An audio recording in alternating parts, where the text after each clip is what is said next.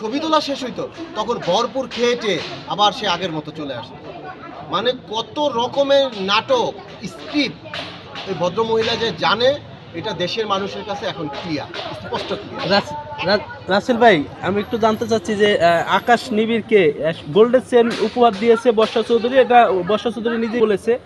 ওই ক্ষেত্রে আপনাকে কিছু উপহার দিয়েছিল কিনা, স্বর্ণের জিনিস বা গাড়ি ঠাড়ি? আমি আপনাকে বলি, আমাকে উনি একটা চেইন দিয়েছিল, একটা আংটি দিয়েছিল।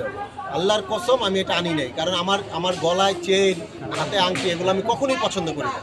বিয়ের সময় ওনার মা আমাকে একটা চেইন দিয়েছিলেন, আর উনি নিজে আমাকে একটা আংটি দিয়েছিলেন। এইটা বিয়ের পর দিন আমি ওনার কাছে দিছি, উনি লকারে রেখে দিচ্ছে, এটা আমি আনি নাই।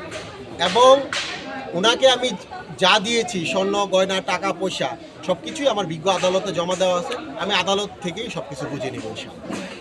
একটা প্রশ্ন ছিল, বর্ষা চৌধুরী তার ফেসবুকে লিখেছেন যে আকাশ নিবিড় তার বন্ধু তার কাছে টাকা চাইছে, টাকা দাবি করছে, যে টাকা দিতে পারছে না দেখে তার স্বামীর কথা বলছে আর কি।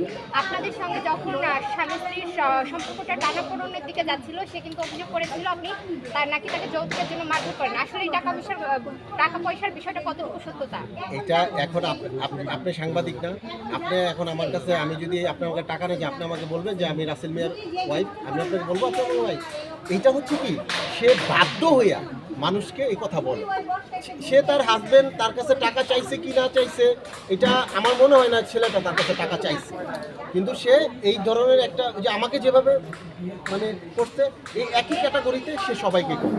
এবং আমি আপনাদেরকে একটা কথা বলি, তার রুবি রহমান মারা যাওয়ার পর তার যে হাজবেন্ড ছিল আমজাদুল ইসলাম জেকি সাহেবকে যখন বিয়ে করে, তখন তার বাচ্চার বয়স ছিল 4।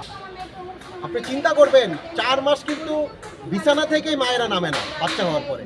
এরপরে ওই আমজাদুল ইসলাম জেকি সাহেবকে বিয়ে করতে, ওই ছেলেটা তার বেডরুমেই মারা গেছে। এরপরে আমার সাথে ঘটলো, এরপরে আপনারা জানলেন, এরপরে চলতে থাকবে। কিন্তু এর ব্যাপারে আর কখন আমাকে তাহলে আপনার জানার মতো ওনার কত